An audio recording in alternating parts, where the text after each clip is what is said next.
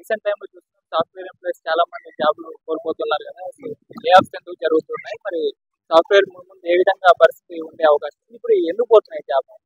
Maximum ఉన్న కోచింగ్‌లు, సెంటర్‌లు ఇయన్నీ తీసుకుంటుర్రు. కాకపోతే ముందు రోజుల్లో సాఫ్ట్‌వేర్ ఉంటదో లేదో తెలియదు బ్రో. ఇప్పుడు ఉన్న కంపెనీలో ఎక్స్‌పీరియన్స్ ఉన్న 5 ఇయర్స్, 6 ఇయర్స్ ఎక్స్‌పీరియన్స్ ఉన్నా గూడా ఉన్న వాళ్ళని కూడా తీసి పడేస్తుర్రు. ఇప్పుడు కోచింగ్ తీసుకునే పరిస్థితి చాలా ఇబ్బందిగా ఉంది. ఇప్పుడు జాబులు చేయాలా? ఏ జాబ్ చేయాలో తెలియట్లే. ఇప్పుడు బీఎస్సీ కంప్యూటర్ చేసిన వాళ్ళు, జావా కోచింగ్ తీసుకున్న వాళ్ళు వీళ్ళంతా చాలా డిఫరెంట్‌గా కష్టపడకుండా కోచింగ్ తీసుకుంటుర్రు. ఫ్యామిలీ ఇబ్బంది వల్ల. వాళ్ళ పరిస్థితి ఏంది అసలు? ఇప్పుడు అసలు జనరేషన్ మొత్తం సాఫ్ట్‌వేర్ ఫీల్డ్‌లో పోదాం అనుకుంటుర్రు. కోచింగ్ తీసుకున్నోళ్ళు. ఇప్పుడు వాళ్ళకి సెట్ కాకుండా మళ్ళీ ఇప్పుడు వేరే దానికి పోవాలంటే వాళ్ళు జాబ్ చేయలేస్తారా? చేయగలరు.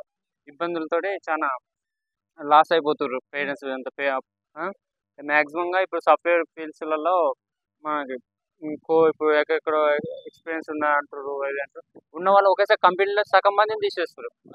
లాక్‌డౌన్ నుంచి చాలా ఎడ్యుకేషన్ సాఫ్ట్‌వేర్ ఫీల్డ్స్ అన్నీ లాక్‌డౌన్‌లోనే పడిపోయినాయి అన్నీ. మాక్సిమం లాక్‌డౌన్ నుంచి అన్నీ ఒక్క ఫీల్డ్ కాకుండా ఏ జాబ్స్ అయినా సరే తక్కువ వస్తున్నాయి. ఇప్పుడు స్టడీ చేసిన వాళ్ళంతా కష్టం చేయలేకపోతుర్రు. స్టడీ మీద డిపెండ్ అయినోళ్ళు ఇప్పుడు జాబ్స్ చక్కగా రాకుండా సాఫ్ట్‌వేర్ ఫీల్డ్‌లో పోతే కొంచెం సెటిల్ అయితామని అల్లా కూడా రాకుండా ఉన్నాయి. గవర్నమెంట్ జాబ్స్ అసలు ఏమి రావట్లేదు ఈ మధ్య. ఆ గవర్నమెంట్, ఈ గవర్నమెంట్ వస్తాయి అని ఫీల్ అవుతుండే. సో గవర్నమెంట్ జాబ్స్ వస్తాయంటారు. ఏ గవర్నమెంట్ వచ్చి ఏం చేయట్లేదు. ఇప్పుడున్న 5 ఇయర్స్, ఇంతకుముందు 5 ఇయర్స్, 10 ఇయర్స్ కేసీఆర్ ఉన్నప్పుడు వాళ్ళు ఏం చేయలేదు.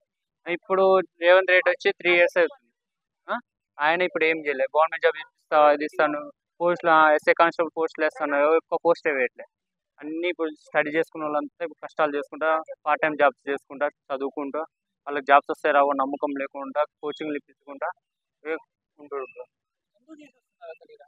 ఇలా రీజన్ ఏంటంటే ఎంప్లాయీస్ ఎక్కువ మంది అయ్యే వల్ల ఇప్పుడు మామూలుగా స్పీకింగ్ ఇంగ్లీష్ ఉన్నాయి కదా, కొంచెం లైట్ 5 ఇయర్స్ ఎక్స్పీరియన్స్ ఉంటాయి. మామూలుగా ఇప్పుడు న్యూ ఫ్రెషర్స్ వస్తారు కదా భయ్య, వాళ్ళు కొంచెం వస్తారు, వాళ్ళు నేర్చుకోవడానికి వస్తారు. ఎక్స్పీరియన్స్ అడుగుతుంటే ఫస్ట్ వాళ్ళకి ఇచ్చిన తర్వాత ఎక్స్పీరియన్స్ వచ్చేది. వాళ్ళకి ఎక్స్పీరియన్స్ లేనప్పుడు ఫస్ట్ నేర్చుకోక ఒక 3 మంత్స్ 2 మంత్స్ చూసి మంచి చేస్తారు అప్పుడు తీస్తే బాగుంటుంది. కానీ రాగానే ఎక్స్పీరియన్స్ లేదు, జాబ్స్ చేయాలంటే వాళ్ళు ఏం చేస్తారు? ఎక్కడ పోయి ఎక్స్పీరియన్స్ తెచ్చుకుంటారు? ఫస్ట్ జాబ్ ఇచ్చిన తర్వాత చూసుకునేది. ఉమ్, అది ఇప్పుడు బీటెక్ చదివే వరకు తగ్గిపోతున్నారు అనుకోవచ్చు. సాఫ్ట్‌వేర్‌లో ఆ, జాబ్‌లు లేకపోతే. Yes bro. చాలా తగ్గిపోతున్నాయి. చాలా కంప్యూటర్ ఎడ్యుకేషన్ పడిపోతుంది భయ్య. చాలా ఎడ్యుకేషన్ చాలా పడిపోతుంది. ఎడ్యుకేషన్ చేసే బదులు ఏదైనా కూలి పని ఇట్లా బిజినెస్ పెట్టుకుంటే బెటర్ అనుకుంటారు తప్పించి ఎడ్యుకేషన్ పడిపోతుంది. ముందు మన సాఫ్ట్‌వేర్ రంగం ఎలా ఉండబోతుంది?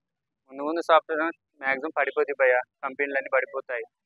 సాఫ్ట్వేర్ కంపెనీలు చాలా దగ్గరగా ఎవరు ఉండేది. ఎక్కువ ఎక్కువ మంది చేయట్లే. గవర్నమెంట్ జాబ్స్ రావట్లే.